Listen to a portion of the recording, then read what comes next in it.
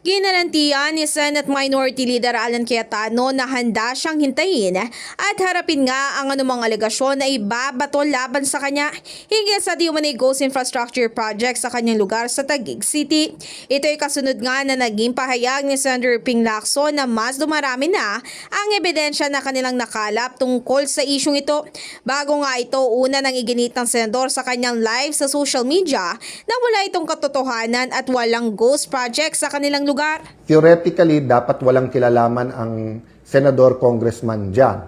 But of course, nakita natin dyan sa Blue Ribbon Committee na may talagang conspiracy o nakikialam. Having said that, I do as a habit check as much as I can projects. And sa Taguig, iba-ibang grupo nag-check dyan. Barangay, city, but because nangyari nga itong scandal na to, ang pagkaalam ko, maraming national government officials na ang nag-check dyan.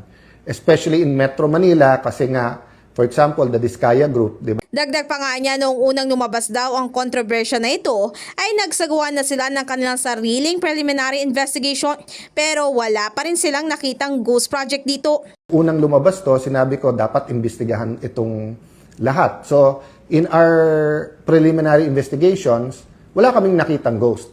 Yung mga nakita namin may problema, we reported it earlier. That's why no less than the top DPWH officials from the regional to the national level have inspected some of the projects na may problema at hindi kami nagkulang na magsabing eto mali ang pagkagawa, eto bakit ganito, eto ang tagal-tagal na. Sa huli nga muling idinin ng senador na hindi maganda na magkaroon ng pagsisingle out sa isyong ito. In the heart of changing lives, ako si Brigada Ann Cortas ng 105.1 Brigada News sa Manila, The Music News Authority.